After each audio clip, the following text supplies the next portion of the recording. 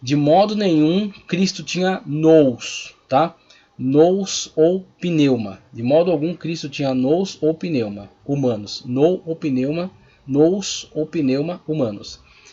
Além daquele concedido pela natureza divina. Cristo tinha só o soma, tá? Soma é o corpo, tá? Então, diferente de mais do que sarx. Então, sarx é a carne, tá? O soma é o corpo. Então, você tem toda essa estrutura que é mais do que carne, mais do que matéria, né? Então, você tem alma, você tem toda essa questão. Então, ele tem soma e psique, tá? Soma e psique, humanos. Soma e psique, humanos. O lugar do nous, ou pneuma, humanos, foi preenchido pelo logos divino. O apolinarismo é uma tentativa de construir a doutrina da pessoa de Cristo nas formas da tricotomia platônica. Então ele quer descaracterizar parte da humanidade ao negar a possibilidade do pneuma, né, ou do nous. Então você tem essa situação na qual este Cristo, né, humano, essa parte humana de Cristo, na qual o Logos encarnou, seria só um invólucro, tá? Não seria um homem pleno, mas seria um invólucro a ser manipulado pelo Logos, tá? Então, como que o Logos ia incorporar nesse corpo oco, vazio, tá? Então você não tem um homem pleno, porque um homem pleno ele tem corpo, alma e espírito. E o Logos divino, tá certo? Vindo a ele, se você tem ali apenas um invólucro, você tem um homem não na sua plenitude. Você tem um Deus na sua plenitude, mas não um homem na sua plenitude. Então você tem uma destruição do aspecto humano de Cristo. E é exatamente isso que é negado. O que é afirmado na ortodoxia é tanto a natureza teantrópica quanto a questão hipostática. Na questão hipostática você tem o pleno humano e o pleno divino. O pleno humano e o pleno divino serão unidos, tá? E dessa união resultará em uma pessoa. Jesus é uma pessoa, só que com natureza humana e divina, natureza teantrópica, ok? A questão muitas das vezes não é nós pensarmos arrogantemente que vamos entender Deus. Então, muitas das vezes o erro desses proponentes é isso, pensar que eles, com muito esforço, queimando o cérebro, queimando os miolos, eles vão entender Deus. E vão explicar Deus dentro de uma cartilha. Esquece, você não vai compreender a totalidade da manifestação de Deus. Não vai entender, acabou. Você vai crer e vai confessar. Dizer, olha, Deus, tá certo? A segunda pessoa da Trindade, Jesus, é plenamente humano e plenamente divino. Não, mas ele não tinha o nous, que é a consciência humana, ou o pneuma, o espírito humano. Isso foi excluído para que pegasse aquele invólucro que é soma e psique, e ali vem o logos, e casa ali. Tá, o que você está fazendo com isso? Destruindo a característica da plena humanidade de Cristo. Então ele não era um homem pleno, tá certo? Ele era um homem defeituoso, um homem incompleto, um homem invólucro apenas uma casca na qual o logos veio e entrou. E aí com isso você está destruindo essa característica de Jesus assumir a plena humanidade. Se Jesus não assumir a plena humanidade, ele não vai salvar a plena humanidade. Nós somos pessoas completas com corpo, alma e espírito. E Jesus salva-nos dentro dessas características. Ele veio e tornou-se pleno homem e realizou o sacrifício por nós e foi diante de Deus com seu próprio sangue. E realizou ato sacrificial em prol desse homem pleno, sendo ele pleno homem, mas sem pecado. Pleno homem e pleno Deus. Totalmente homem e totalmente Deus. Unidos hipostaticamente e constituindo uma só pessoa. Eis aí. Tá? Isso é um mistério em relação a Cristo, como é um mistério em relação a Deus. Pai, Filho e Espírito Santo. Três substâncias, mas constituem uma só essência, sendo um só Deus. É um mistério revelado a partir da Sagrada Escritura, que não poderá ser plenamente compreendido. Por quê? Porque é Deus. E nós somos homens. E Ele é Deus. Se eu entendesse totalmente Deus, ele não seria Deus. Ele seria um outro homem. E não valeria a pena falar acerca dele. Mas ele é Deus. E eu não entendo plenamente, mas eu creio. E a Sagrada Escritura me dá essa segurança. Tá? Então, o proponente dessa heresia, Apolinário, bispo de Laodiceia. Tá? Justino Marte é colocado aqui também. Justino Marte, de certa forma, escorregou aqui nesse tomate. Né? Quarto século é o período. Plenitude da humanidade de Cristo foi o que foi negado, uma vez que você está destruindo as características que constituem um pleno humano. Então você está excluindo algumas partes dela. O Logos divino tomou o lugar da mente humana. Exatamente isso que ele está dizendo, né? Concílio de Antioquia foi onde isso foi combatido, 378 e 379. Concílio de Constantinopla, em 381 depois de Cristo também. Se Cristo não tivesse uma mente humana, ele não seria verdadeiramente humano. Hebreus 2:14, 1 de João 4:1-3. Vitalis, um dos apologistas, Papa Damásio, Basílio Teodósio, tá? Gregório de Nazianzo e Gregório de Nissa são os apologistas que combateram esse erro. Tá? Nestorianos, e os nestorianos é interessante falar acerca deles, porque eles, mesmo tendo sido combatidos aqui, tendo sido considerados como a sua declaração como herética, mas eles continuaram um grupo coeso e forte e foram responsáveis pela evangelização do Oriente Médio. Até hoje existe igreja de nestorianos no Iraque, que é um país muçulmano sunita, tá? Então os nestorianos, mesmo sendo condenados aqui como hereges, eles continuaram um grupo coeso e continuaram a propagação do evangelho nessas regiões difíceis. Acredita-se até que os nestorianos tenham levado o evangelho até a Índia na época deles, tá?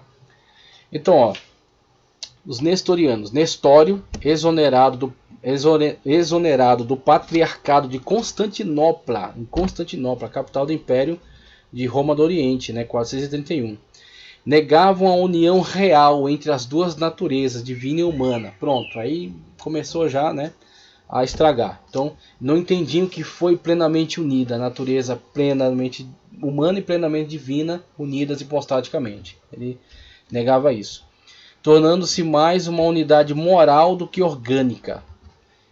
Então, até tem um meme brincando com isso, né? O Jesus Logos fala com o Jesus humano. Eu acho que nós vamos conviver durante um tempo. Então você tem uma pessoa bipolar, né? O humano e o divino, e os dois ali tendo que se respeitar e conviver um com o outro, né?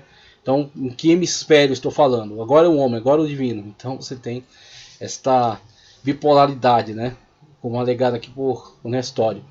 Recusavam-se, portanto, a atribuir à unidade resultante os atributos de cada natureza, e consideravam Cristo como um homem em uma relação bem próxima com Deus. Assim, eles sustentavam virtualmente duas naturezas e duas pessoas, em vez de duas naturezas e uma pessoa. Então você tem um Jesus bipolar, é isso que você tem com Nestório. Representados por Nestório, bispo de Constantinopla, V século. Né? V século foi o período. Unidade da pessoa é o que negava, a união era moral e não orgânica. Assim eram duas pessoas, o humano era completamente controlado pelo divino. A condenação foi no Sínodo de Éfeso, 431 d.C. Se a morte de Cristo fosse um ato de uma pessoa humana e não um ato de Deus, ele não poderia ser eficaz. Apocalipse 1, 12-18. Quem morreu na cruz? Quem rendeu o seu espírito na cruz? Tanto que Jesus disse: a minha vida ninguém a toma, eu a dou. Tenho o poder de dá-la e tomá-la de volta. Quem pode dizer um negócio desse? Deus. E Jesus era o quê? Homem e Deus. Pronto. Aí você tem Deus e homem entregando sua vida na cruz do Calvário, rendendo em prol da humanidade. Só que Jesus poderia ser morto, atingido pela morte? Não, porque ele não tinha pecado. Então você tem ele rendendo seu próprio espírito, entregando seu espírito e indo diante de Deus, realizando o sacrifício como sumo sacerdote conforme a ordem de Melquisedeque e retornando e ressuscitando. Ele ressuscita e ressuscitou ao terceiro dia e é assunto aos céus à vista de todo mundo. Por quê? Ele é homem, mas ele também é Deus e o seu corpo foi ressurreto e glorificado. Tá? Cirilo de Alexandria foi o apologista que combateu esse erro do nestorianismo. Eutiquianos, Eutiques, condenado em Calcedônia, 451, negavam a distinção e a coexistência das duas naturezas e defendiam uma mistura de ambas, o que constituiria um tentium quid, uma terceira natureza, visto que nesse caso o divino deve sobrepor o humano. O humano foi absorvido ou transmudado pelo divino. E esse divino foi modificado pela ação amalgamante, uma amálgama, uma união, né, com este ser de outra espécie totalmente diferente. Os eutiquianos foram chamados de monofisistas, tá? Os eutiquianos foram chamados de monofisistas pois virtualmente reduziam as duas naturezas a uma. Então, um diz, as duas naturezas não estão plenamente unidas, estão só tolerando uma a outra. Outro diz, elas não só estão unidas, elas são misturaram e virou uma outra coisa, um tentum quid, uma terceira coisa.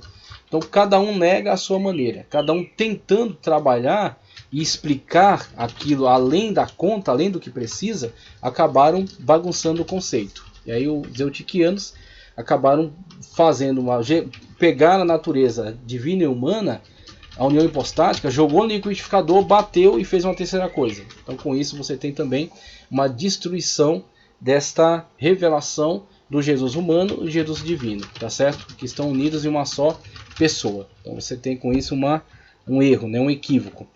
Representados por Eutiques e Teodoro II. Quinto século, tá? Da era cristã. Distinção das duas naturezas, é o que negavam, né? Monofisismo. A natureza humana foi absorvida pela divina para criar uma terceira nova natureza, um tentum quid.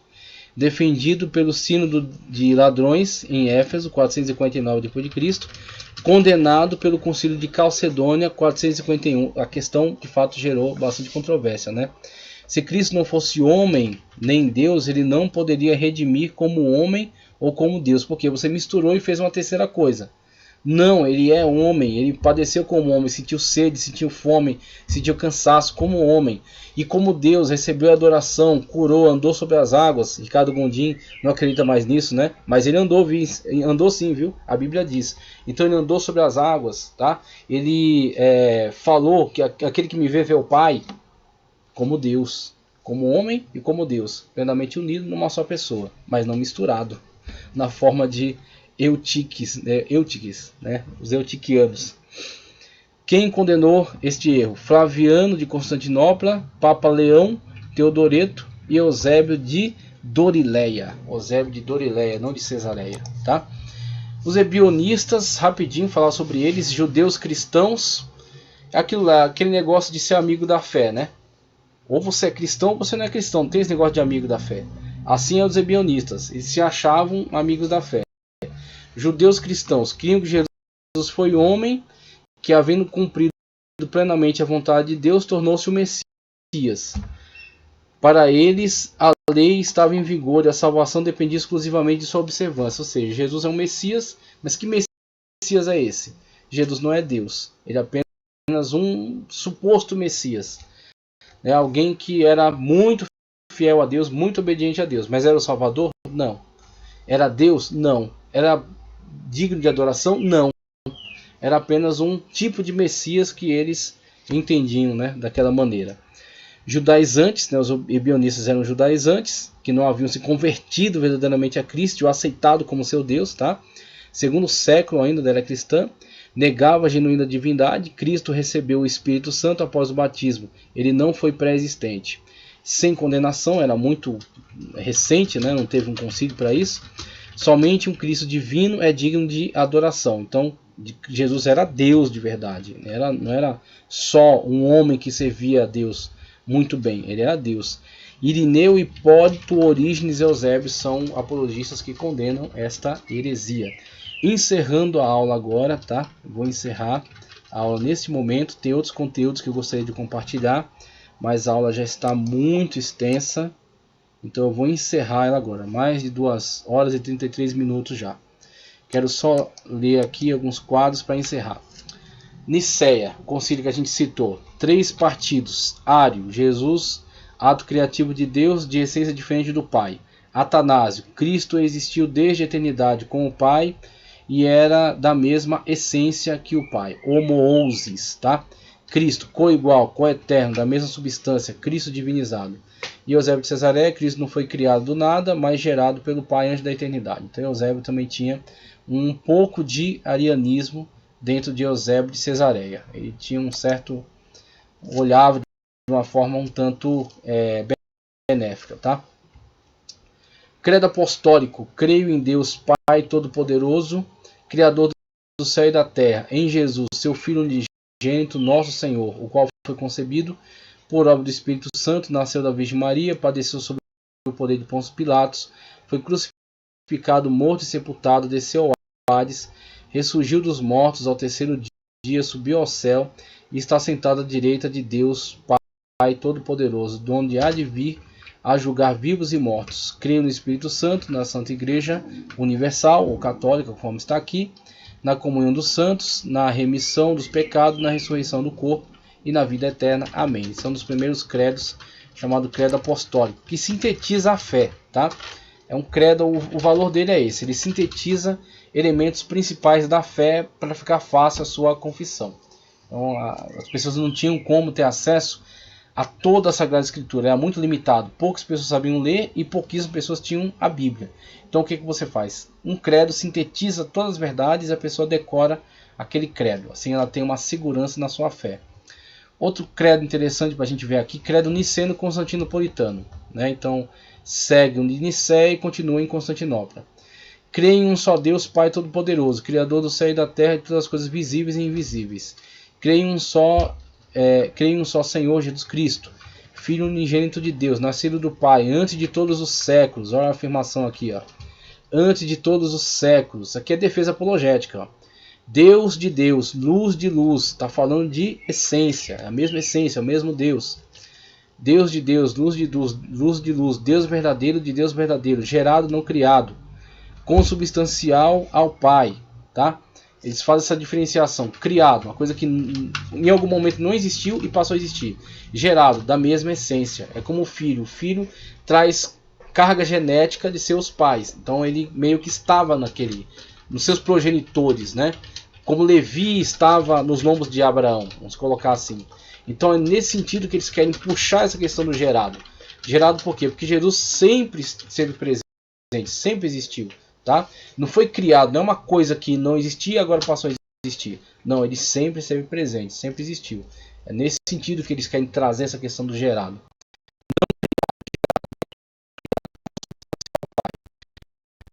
As coisas foram feitas, e por nós, homens, para a nossa salvação, desceu do céu e encarnou pelo Espírito Santo no seio da Virgem Maria. Se fez homem, também por nós foi crucificado sob Pôncio Pilatos, padeceu e foi sepultado. Ressuscitou ao terceiro dia, segundo as Escrituras, e subiu ao céu, onde está sentado à destra do Pai, à direita do Pai. De novo há de vir em sua glória para julgar os vivos e os mortos, e o seu reino não terá fim. Creio no Espírito Santo, que dá vida, que procede do Pai, e aqui a cláusula filioque, a cláusula que causou treta entre a Igreja Católica Romana e a Igreja Ortodoxa do Oriente. No caso, né? Eles não admitiram essa cláusula do Pai e do Filho. Então aqui, por isso que está entre colchetes. Foi a Igreja Católica Apostólica Romana que obrigou a inserção da cláusula filioque. O Espírito Santo procede do Pai e do Filho. E com o Pai e o Filho é adorado e glorificado o que falou. E ele falou pelos profetas. Muito bem, temos aqui o credo niceno-constantinopolitano, tá?